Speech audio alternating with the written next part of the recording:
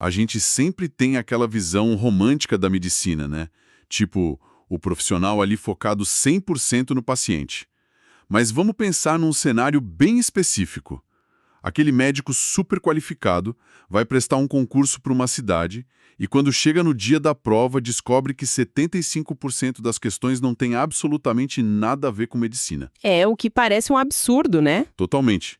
Um cenário onde, sei lá, um neurocirurgião brilhante ou até um cardiologista com anos de experiência prática pode ser desclassificado sumariamente só porque escorregou numa regra gramatical ou num decreto obscuro sobre repasses financeiros municipais.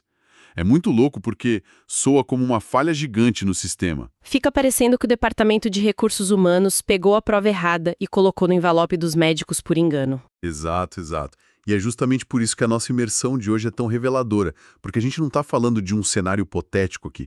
Isso é o retrato exato do documento oficial que rege o mais novo concurso público para médicos da Prefeitura de Ipatinga, lá em Minas Gerais. Isso, o edital que foi publicado agora em 10 de abril de 2026. Perfeito.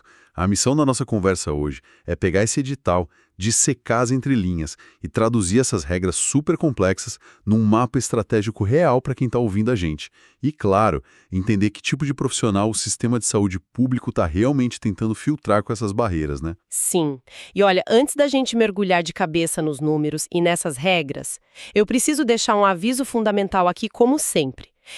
Toda a nossa análise de hoje se baseia estritamente e unicamente no documento oficial desse edital, tá?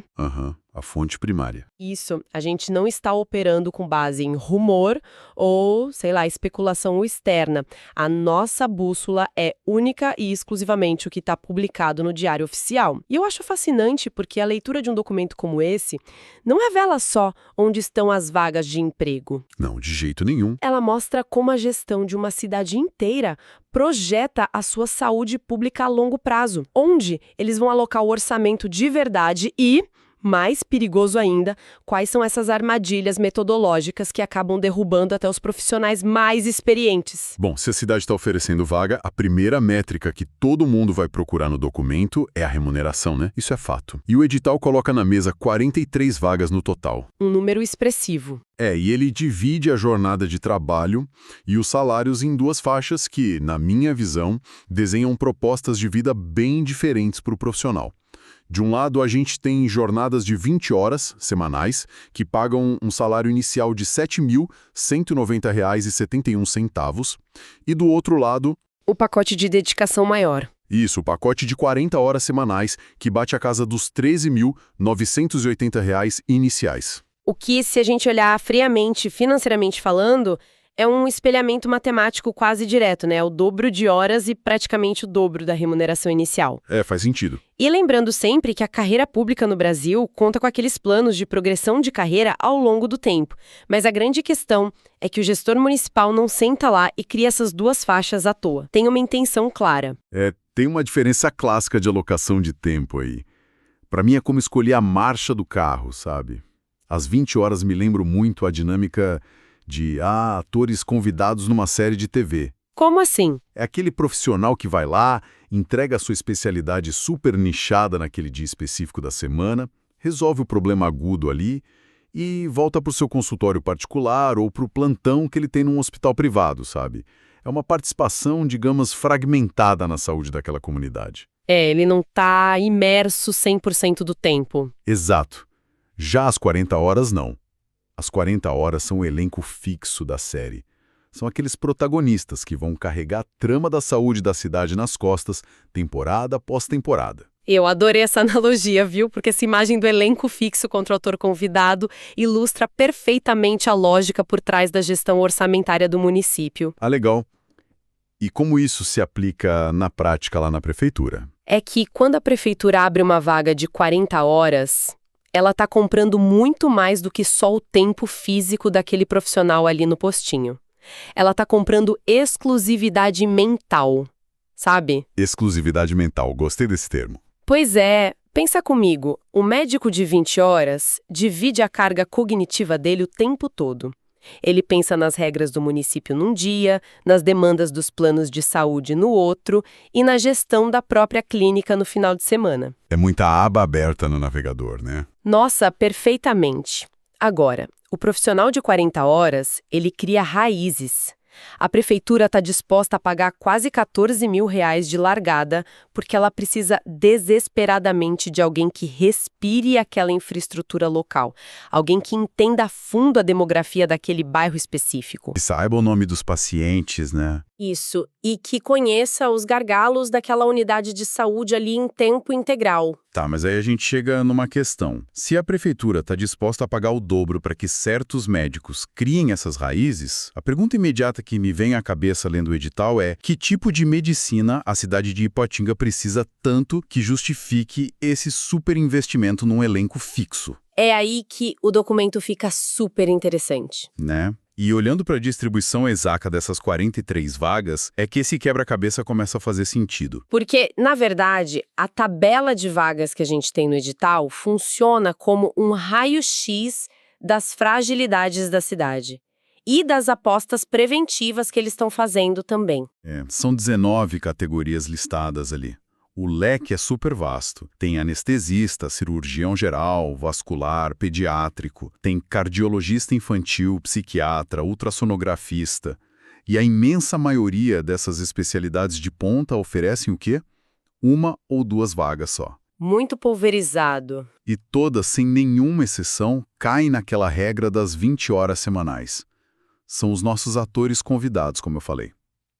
A única especialidade que foge um pouquinho desse padrão assim microscópico é a ginecologia, que aparece com 5 vagas, também de 20 horas, o que até mostra um gargalo contínuo na saúde da mulher lá. Mas o choque real para mim acontece numa única linha dessa tabela, lá no meio. Que é onde o orçamento inteiro da cidade parece se concentrar de vez, né? Exatamente.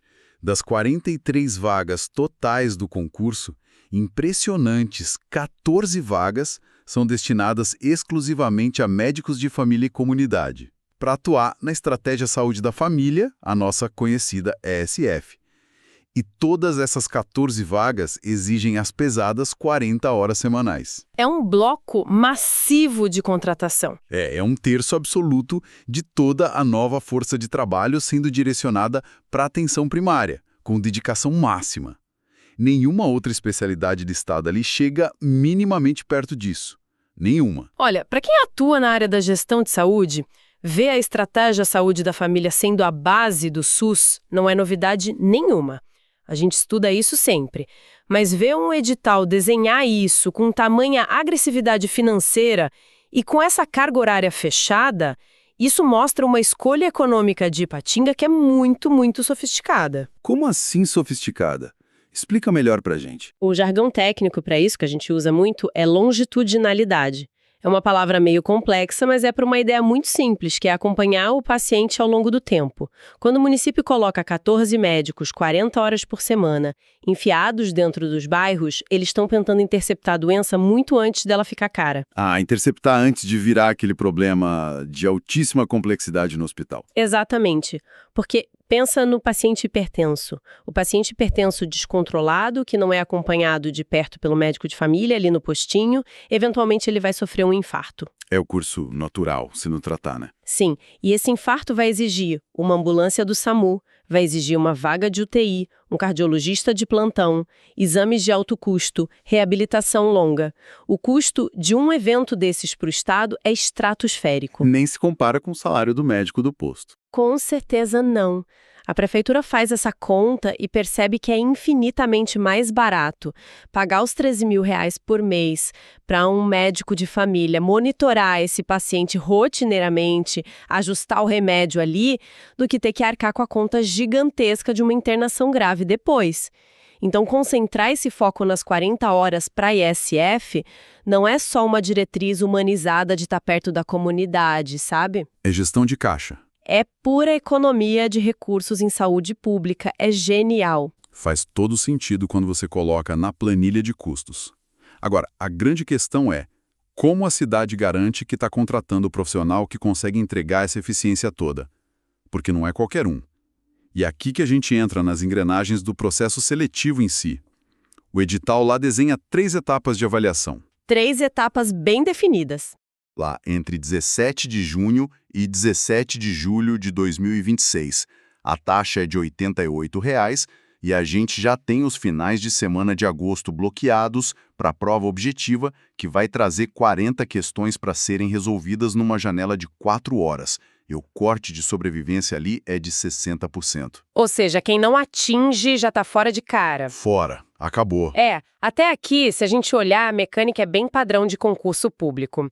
Mas o que desestabiliza até os profissionais mais bem preparados é a matriz dessas 40 questões. Retomando aquilo que eu mencionei logo no comecinho da nossa conversa. O documento determina que essa prova objetiva é composta por 15 questões de português, 15 de legislação e saúde pública envolvendo o SUS e apenas 10 de conhecimentos específicos da área médica. E assim, eu preciso bater o pé aqui um pouquinho, porque eu entendo a teoria de que o médico do SUS precisa entender o sistema. Sim, é fundamental. Mas na prática, ter 75% da prova ignorando o conhecimento clínico profundo não é um risco institucional gigantesco. A cidade não corre o risco enorme de contratar um excelente burocrata que, sei lá, sabe tudo de crase e de diretrizes constitucionais, mas que falha terrivelmente na hora de fazer um diagnóstico diferencial ali na maca com o paciente passando mal. Olha, eu entendo perfeitamente o seu ponto, e essa é a crítica mais comum e talvez a mais compreensível de quem olha essa matriz de provas de fora. Mas a gente tem que pensar na lógica da gestão pública. Tá, me convence. O conhecimento clínico puro daquele candidato ali, em tese, já foi atestado por algo muito mais rigoroso do que 10 questões de múltipla escolha. Que seria a faculdade. Isso, o diploma de medicina que ele ralou 6 anos para tirar, a residência e o registro no Conselho Regional, o CRM. A prefeitura parte dessa premissa básica de que a capacidade técnica para diagnosticar e tratar o paciente já é um fato consolidado para quem está ali. Tá, eles assumem que o cara sabe medicina. Exatamente. O que a prova objetiva atesta nesse momento é a capacidade desse médico de operar a logística da medicina dentro de uma máquina estatal super complexa. Mas mesmo assim eu entendo que o diploma atesta a formação, claro. Mas no fim do dia, a responsabilidade do município sobre aquela vida é enorme. Se esse médico não domina tanto a própria especialidade e a prefeitura contrata ele baseada em regras gramaticais e leis, é o paciente que vai pagar a conta lá na frente, não é? Como é que a gestão justifica o peso prático disso no dia a dia? Então, vamos colocar isso num cenário bem prático, do dia a dia mesmo. Imagina que o tal do neurocirurgião super brilhante atende um paciente no posto. Certo. E ele faz um diagnóstico incrível de uma condição rara que precisa urgente de uma ressonância magnética e um procedimento eletivo hiperespecializado. O diagnóstico clínico perfeito. Perfeito, só que se esse mesmo médico não souber qual é o fluxo de regulação daquele município no SUS, se ele não souber como preencher corretamente o sistema de encaminhamento municipal no computador ou quais são as pactuações de referência entre a cidade de Ipatinga e o estado de Minas Gerais. O que acontece? Esse pedido genial vai bater na parede da burocracia, vai ser devolvido por erro de preenchimento. E aquele paciente que precisava do exame para ontem ou no máximo em 1 mês, vai acabar esperando 8 meses numa fila equivocada. Entendi. O conhecimento clínico genial dele não salvou o paciente, porque o profissional esbarrou na engrenagem do sistema. Nossa. O brilhantismo médico simplesmente aforga na burocracia se o cara não souber nadar nela. É exatamente isso. A prefeitura precisa de médicos que resolvam os problemas, não só no corpo físico do paciente, mas no trâmite institucional também. E a prova de português segue o mesmíssimo raciocínio. O português também. Sim, o médico da rede pública, ele lida com comunicação interdisciplinar o tempo todo. Ele redige relatórios diários que vão ser lidos por assistentes sociais, por juízes em casos de tutela, por enfermeiros que vão fazer a triagem logo depois. Ah, é verdade. Não é só ele e o paciente. Não, um prontuário mal redigido, sabe, com frases ambíguas ou mal estruturadas, isso gera retrabalho constante e